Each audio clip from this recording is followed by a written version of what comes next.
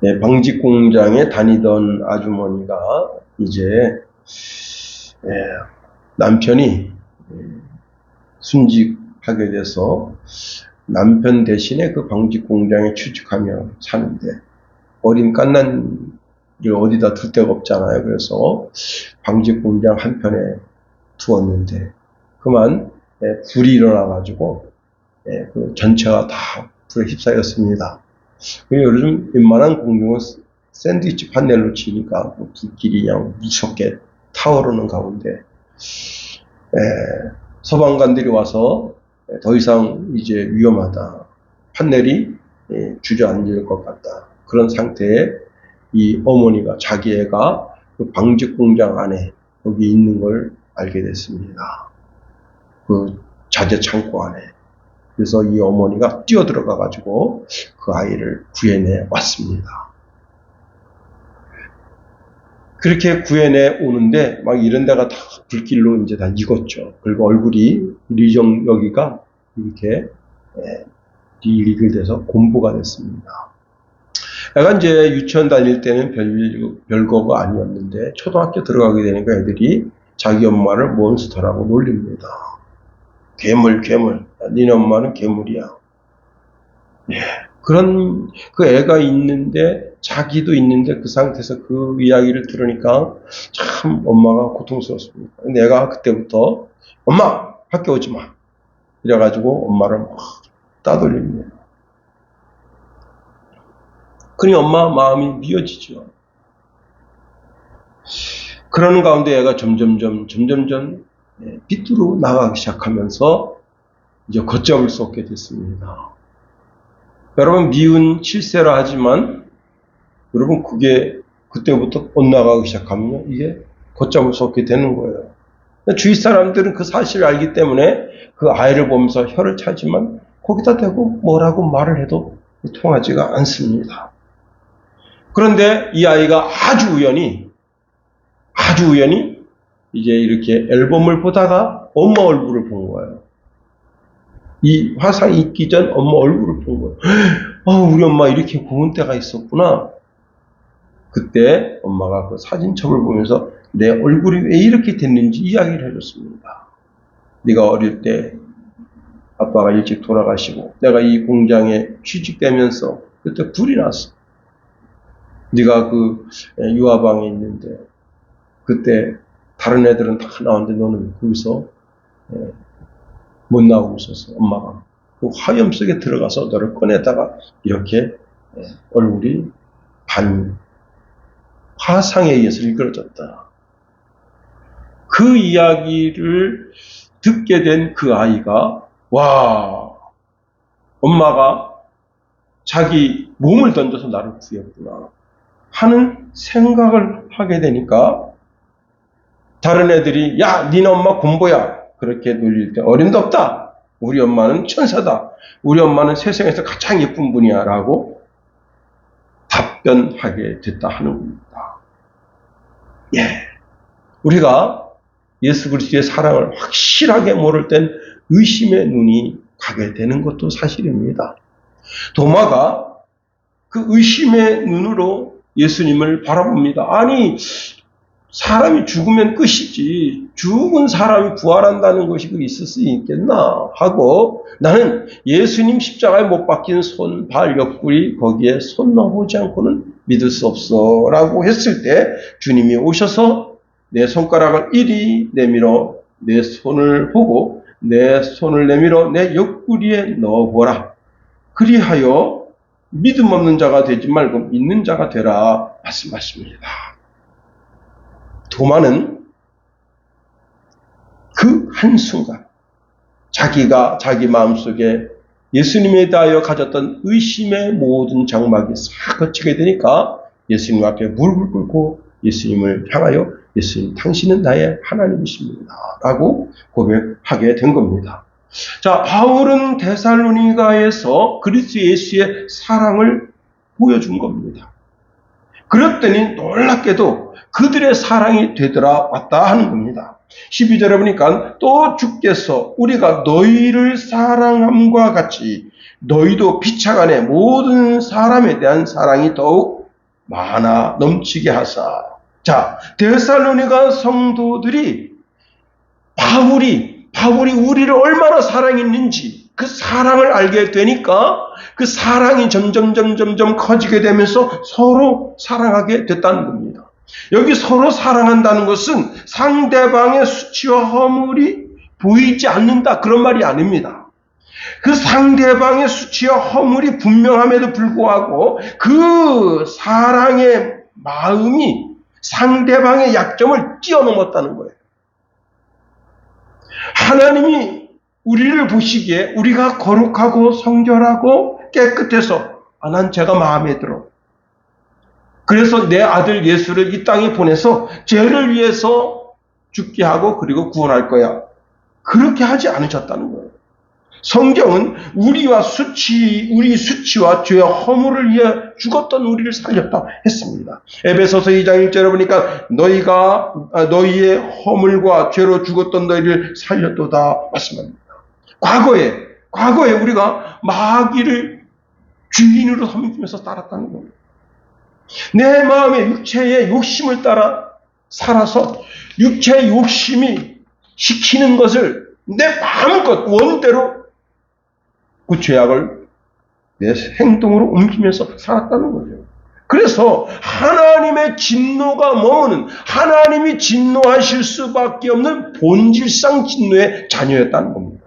그런데 그런 나를 하나님이 보시고 내가 죄를 반드시 구원해야지 하고는 이 땅에 예수 그리스도를 보내주셨는데 그 예수 그리스도를 보내주시는 그 보냄의 근본적인 마음이 뭐냐면 긍휼의 마음이야. 긍휼의 마음.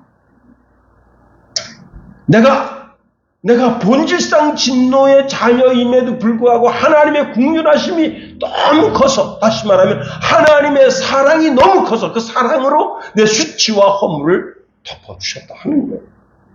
우리가 오늘 본문에 있는 말씀을 통해서 세 가지를 한번 살펴보겠습니다.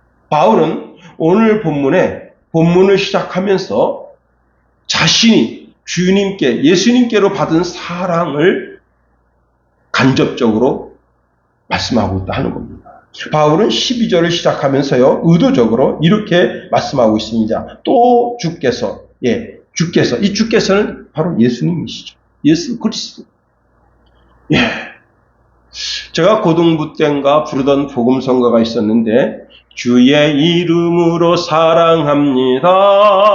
주의 이름으로 사랑합니다. 형제 안에서 주의 영광을 보내 주의 사랑으로 사랑합니다. 내 사랑으로 사랑하는 것이 아니라 주님의 사랑. 그 말뜻이 무엇인가 하면 예수님께로부터 받은 그 사랑으로 나는 사랑할 수밖에 없다는 거예요. 왜 그런가 하면 여러분, 사랑의 종류가 많아요. 부모가 자식을 사랑합니다. 그런데 그 부모가 자식을 사랑하는 사랑도 유통기간이 있다는 거예요. 부모님이 돌아가십니다. 그 사랑은 이제 더 이상 존재할 수가 없다는 거예요. 물론 자기 마음속에 간직되어진 사랑은 있지만 현실적으로 부모의 사랑은 더 이상 받기는 쉽지 않습니다. 형제의 사랑도 있습니다. 그런데 여러분, 형제가 재산 싸움 나오면 보세요. 응? 법원에다가 고소해가지고 그 자기 동생의 모든 치부를 다 드러냅니다. 그리고 자기 형의 모든 치부를 다 드러내고 단돈 10원이라도 더 뺏으려고 받은다 공됩니다. 형제의 사랑도 그 유통기간이 그렇게 길지 않아요. 여러분, 부부의 사랑, 에로스의 사랑, 그 유통기한도 오래가지 않습니다. 여러분, 사람이요, 내가 저 자매가 좋은데 그 감정이 생겼을 때 빨리 1년 6개월 안에 결혼해야죠. 1년 6개월 지나면 그 에로스의 감정이 다 사라집니다. 그럼 그때부터요, 그 자매가 그렇게 미운 거예요. 뭐 트름하는 것만 봐도 믿고 방구 끼는 거 보면 아이고 이건 밥맛 떨어지고. 그 유통기간이 그렇게 길지 않아요. 그리고는 결혼하고 어떻게 해요? 평생 싸우면서 사는 거예요. 평생 무덤에 갈 때까지. 그런 거예요. 전후회, 여러분, 전후회. 여러분. 우리나라 대한민국 국군이 전후회가 좋으면 저렇게 행복한 군생활 하겠어요. 막 전우도 쏴 죽이고. 왜 그런 거예요? 전후회를 찾아왔었어. 예. 그런데 하나님의 사랑은 영원하다. 우리 주님은 우리를 사랑하실 때 끝까지 사랑하셨다는 거예요. 요한복음 13장 1절에 보니까 6월절 전에 예수께서 자기가 세상을 떠나 아버지께로 돌아가실 때가 이른 줄 아시고 세상에 있는 자기 사람들을 사랑하되 끝까지 사랑하시느니라. 예, 이 성경 구절을 여러 가지로 해석해 볼 수 있지만 당시 끝까지 사랑했다고 하는 것은 유다를 끝까지 사랑했다. 유다, 배신자, 저 유다. 그를 끝까지 사랑했다는 거예요. 배신자. 우리가 신앙생활하다가 예수님 배반할 수 있어요. 근데 주님은 어떻게 해요? 내가 배반했다고 주님도 배반하시는 것이 아니라 끝까지 사랑하신다. 자, 그날 저녁 6월절 만찬입니다. 마귀가 시몬의 아들 가룟 유다에게 예수님을 팔 생각을 쏙 넣어줬어. 자, 그때 주님께서 갑자기 이제 저녁 식사 자리에서 겉옷을 벗고 수건을 이렇게 허리에 동이고는 그 다음에 대야에 물을 떠다가 제자들의 발을 씻깁니다. 근데 그 제자들의 발을 씻길 때 누구의 발도 씻겼는가 하면 유다의 발도 씻겼다는 거예요. 끝까지 사랑하신 거죠. 또 그 다음에 예수님께서 빵을 뜯어가지고 먹입니다. 그때 누구도 유다도 먹였다. 유다. 그리고 포도주를 나눠주시는데 그 유다도 먹였다는 거예요. 더 기가 막힌 사건이 있습니다. 뭐냐면 겟세마네 동산에서 유다가 예수님 팔려고 와서 예수님을 입맞춤으로 팔았습니다. 제자들은 유다가 배신자인 것을 알았어요. 그래가지고 이 베드로한테 뭐가 있죠? 칼이 있단 말이에요. 배신자 이 새끼. 근데 주님이 손을 내밀어서 이것도 참으라. 그 말 이면에는 뭐예요? 사랑해주라. 사랑해주라. 끝까지 사랑해주라. 그렇습니다. 여러분. 자, 사도 바울은 12 사도에 들지 못한 자기를 만삭되지 못하여 난 자 같다 그랬습니다. 그러나 자기가 어떤 사람이에요? 여러분 사도행전 9장에 보면 예수 믿는 사람 잡아 죽이는데 앞장섰던 사람이라고 해요. 그런데 그런 자기를 주님이 사랑했어. 그래서 부활의 몸을 보여준 거예요. 부활의 몸을 보여주니까 너무너무 깜짝 놀란 거예요. 그리고 일순간 자기 속에 있는 큰 회개가 이루어지고 그리고 방향이 180도로 바뀌어서 주님을 향하게 됩니다. 그 사랑. 그래서 여러분 12절에 예수님을 언급하는 것은 바로 그 사랑. 다메섹 도상에 나를 위하여 오셨던 주님.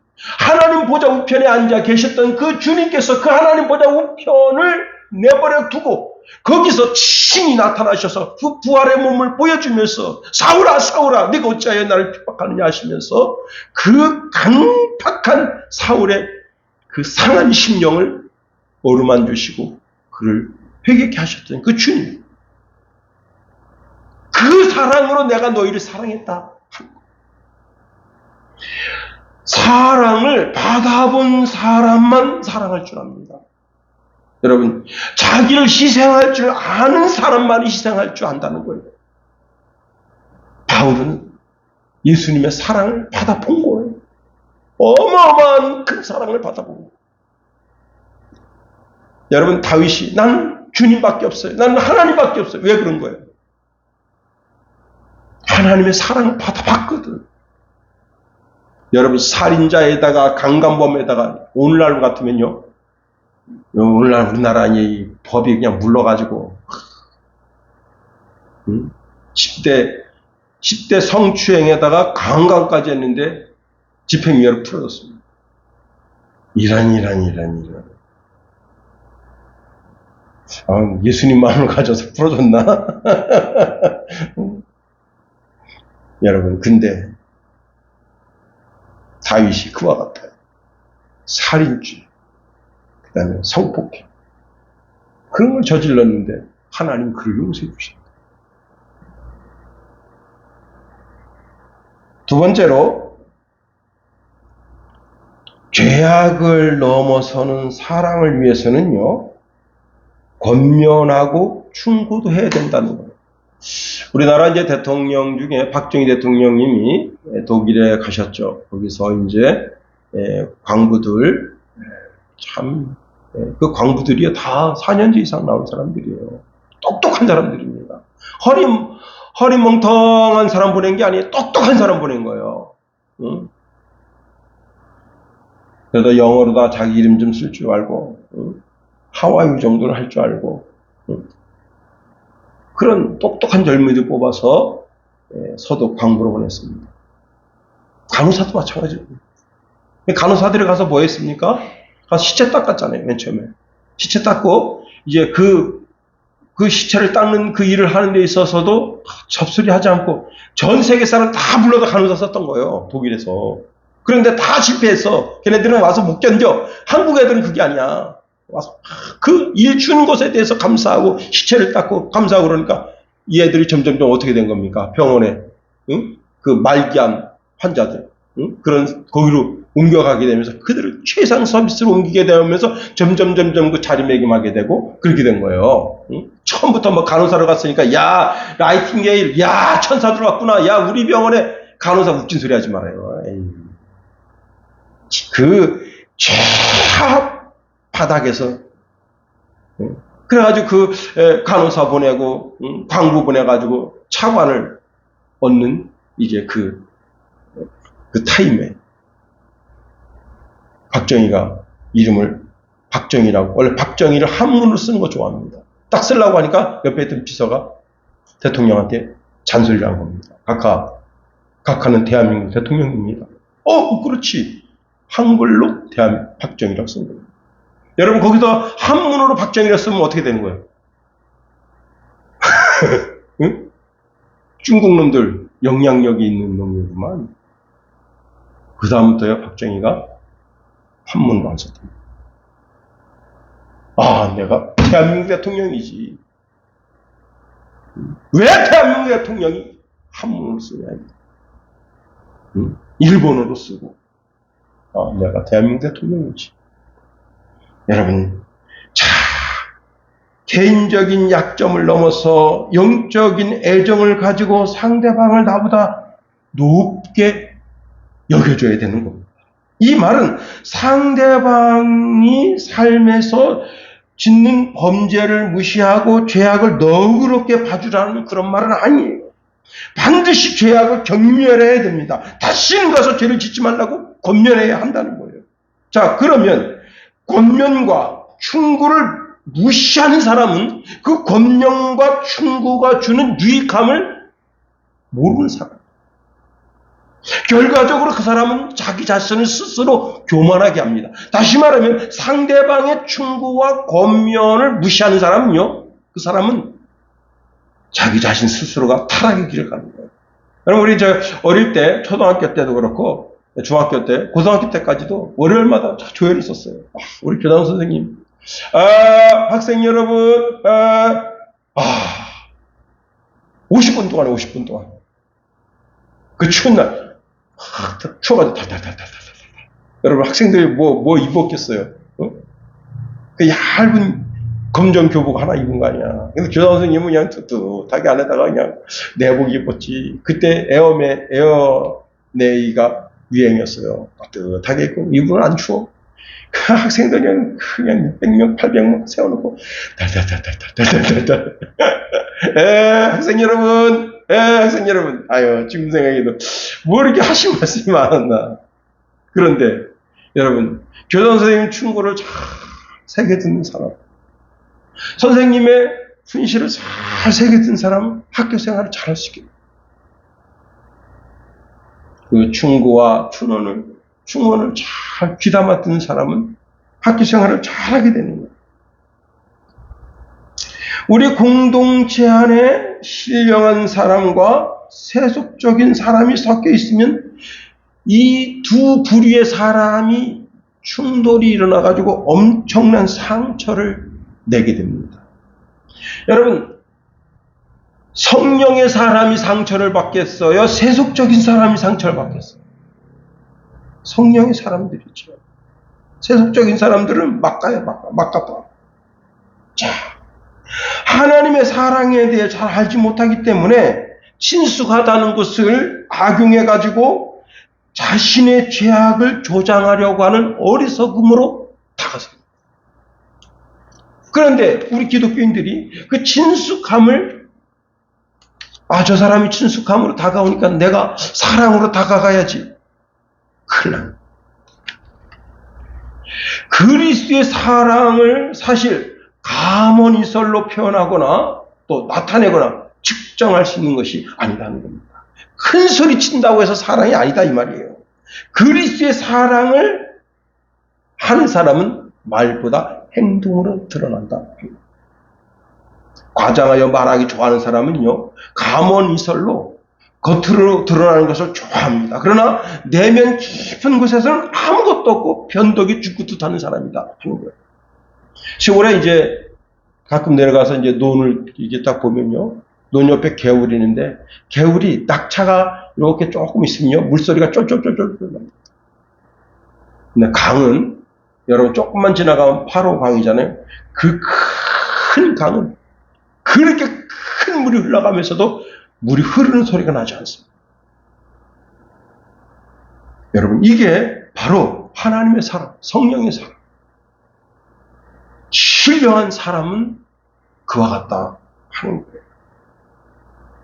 성도의 사랑을 상대방의 삶의 질을 높여주는데 그 사랑을 사용해야 한다.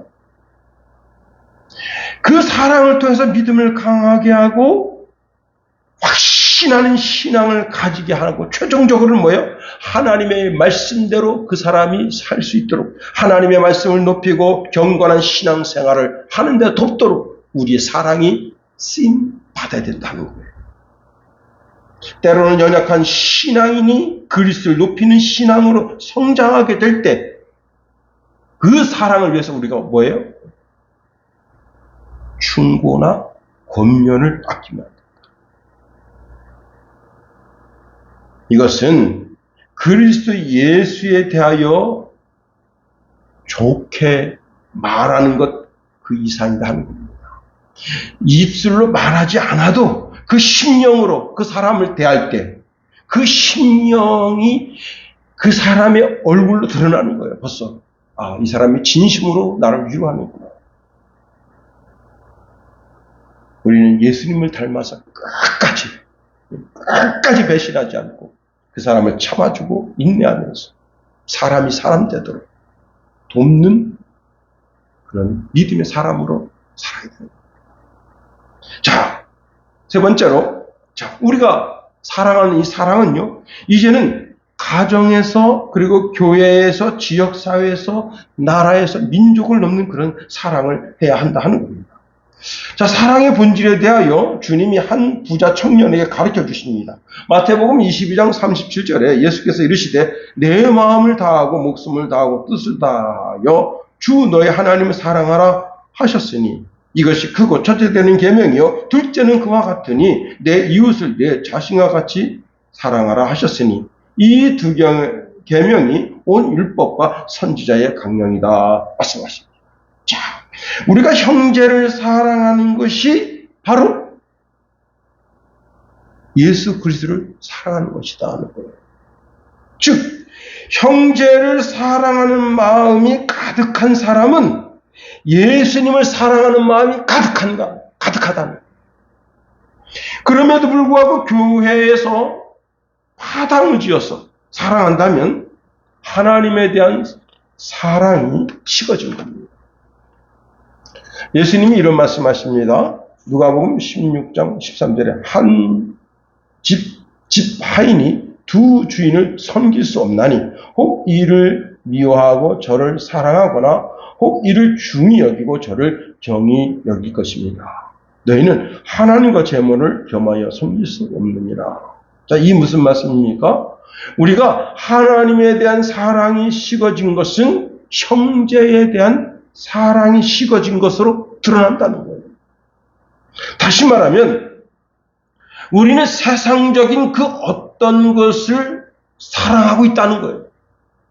내가 내 주변에 있는, 먼저는 내 가정에 내가 어머니를, 아버지를, 내 형제를 사랑하는 사랑이 식어지는 것은, 그것은 뭔가 모르게 내가 더 사랑하는 것이 있기 때문에 내 식구들을 사랑하지 않는 것이다. 더 나아가 교회에서도 마찬가지입니다. 교회에서도 사람을 대할 때 사랑으로 대하지 않고 뭔가 이렇게 좀 삐딱한 시선으로 보는 것은 그 사람을 하나님의 형상으로 지음받은 형제 자매를 대하는 그 사랑이 식어진 거예요. 그 사랑이 식어졌다고 하는 말은 다른 말로 말하면 내가 뭔가를 지금 은근히 사랑하고 있는 것이 있다는 거예요.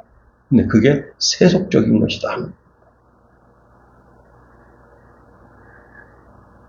내가 세속적인 것을 더욱 사랑하기 때문에 영적인 것, 신령한 것에 대하여 관심이 없는 거예요. 오늘날 많은 사람들이 교회의 영적인 것에 관심이 없습니다. 아니, 목사도 관심이 없어요. 제가 가끔 우리 노예 목사님들하고 이런저런 이야기를 하는데, 제가 이제 처음 목사가 돼가지고 수련회 갔을 때요, 우리 수련회가 예배가 되게 많았었어요. 예. 새벽 예배도 드렸어, 새벽 예배. 수련회 가가지고, 진짜 수련회예요. 목사도 수련회. 그리고 오후 예배는 초청 강사를 모셔서 세미나를 듣고.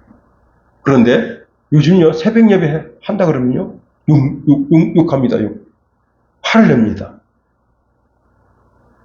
그리고 저녁에 무슨 세미나 한다 그러면, 에이, 다 들은 건데 뭐. 그리고 뭐 하는 걸 좋아하느냐? 노래하고 놀고 그런 걸 좋아해요. 정말 대단스러워.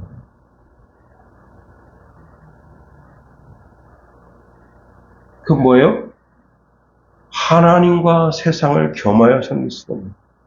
하나님을 사랑하지 않으면, 영적인 것을 추구하지 않으면 뭔가를 세속적인 걸 추구하고 있다는 사실을 알아요. 여러분, 나의 머리가 예수 그리스도인 것을 알아야 돼요. 제가 며칠 전에 벼룩 파리 벼룩 이야기 했었죠. 몸에 기생하는.